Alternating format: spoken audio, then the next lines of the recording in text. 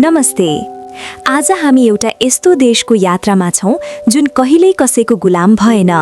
सगरमाथाको देश, बुद्धको जन्मस्थल र वीर गोर्खालीहरूको पहिचान नेपाल। तर के तपाईलाई थाहा छ आजको यो नेपाल यहाँसम्म कसरी आइपुग्यो? आउनुहोस् नेपालको हजारौं वर्ष पुरानो इतिहासलाई संक्षिप्तमा बुझौं। प्राचीन काल, प्रागैतिहासिक र पौराणिक काल। इतिहास पौराणिक कालबाट सुरु हुन्छ। गोपाल र महिषपाल वंश। भनिन्छ काठमाडौँ उपत्यका दहको रूपमा रहँदा मञ्जुश्रीले चोभारको डाँडा काटेर पानी बाहिर पठाएपछि यहाँ बस्ती बस्न सुरु भयो।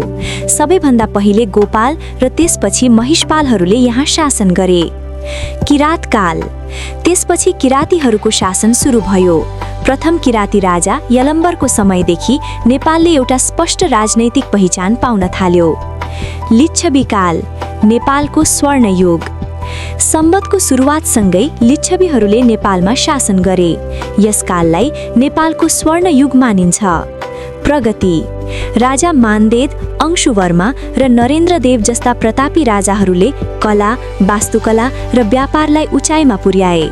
भृकुटी र अरनीको जस्ता व्यक्तित्वहरूले नेपाली कला र संस्कृतिलाई तिब्बत र चीनसम्म फैलाए। मध्यकाल, मल्ल शासन र विभाजित नेपाल। नेपालमा मल्ल राजाहरूको उदय भयो। यो समय कला र संस्कृतिको हिसाबले अत्यन्तै धनी थियो। विभाजन। तर यो समयमा नेपाल ससाना राज्यहरूमा विभाजित थियो। काठमाडौँ उपत्यकाभित्रै 3वटा राज्य थिए भने बाहिर 22 र 24 राज्यहरू अस्तित्वमा थिए। यही विभाजनले नेपाललाई कमजोर बनाएको थियो। आधुनिक काल, नेपालको एकीकरण। राज्यहरूलाई एक बनाउन गोर्खाका राजा पृथ्वीनारायण शाहले नेपाल एकीकरण अभियान सुरु गरे। एकीकरण। सन् 1968 मा काठमाडौँ विजय गरेपछि आधुनिक नेपालको जग बस्यो। उनका उत्तराधिकारीहरूले नेपालको सिमाना पश्चिममा किल्ला काङ्गडा र पूर्वमा टिस्टासम्म पुर्याए। सुगौली सन्धि। अंग्रेजसँगको युद्धपछि सन् 1816 मा सुगौली सन्धि भयो, जसले नेपालको वर्तमान सिमाना निर्धारण गर्यो। राणा शासन र प्रजातन्त्रको उदय। 1846 को कोट पर्वपछि नेपालमा 104 वर्ष लामो जहनिया राणा शासन सुरु भयो। राणाहरूले शासन शक्ति आफ्नो हातमा लिए र राजाहरूलाई नाम मात्रको बनाए। 2007 सालको क्रान्ति। जनता र राजा त्रिभुवनको संयुक्त प्रयासले सन् 1951 अर्थात् विक्रम सम्वत 2007 सालमा राणा शासनको अन्त्य भयो र नेपालमा पहिलो पटक प्रजातन्त्र स्थापना भयो। पञ्चायत, जनआन्दोलन र गणतन्त्र। विक्रम सम्वत 2070 मा राजा महेन्द्रले प्रजातन्त्र खोसेर पञ्चायती व्यवस्था लागू गरे।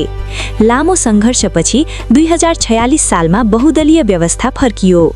2052 सालदेखि 10 वर्षसम्म माओवादी सशस्त्र द्वन्द्व भयो। अन्ततः 2062-63 को ऐतिहासिक जनआन्दोलनले राजतन्त्रको अन्त्य गर्यो। 2065 साल जेठ 15 गते नेपाललाई सङ्घीय लोकतान्त्रिक गणतन्त्र घोषणा गरियो। गोपाल वंशदेखि गणतन्त्रसम्म आइपुग्दा नेपालले धेरै आरोह अवरोह पार गरेको छ। हाम्रा पुर्खाहरूको वीरता र त्यागले नै आज हामी गर्वका साथ नेपाली भन्न पाएका छौं। यो इतिहासलाई जोगाइराख्नु हामी सबैको कर्तव्य हो। नेपालको इतिहासको कुन कालखण्ड सबैभन्दा रोचक लाग्छ? तल कमेन्टमा लेख्नुहोला। यस्तै जानकारीमूलक भिडियोका लागि हामीलाई पछ्याउँदै गर्नुहोला। धन्यवाद।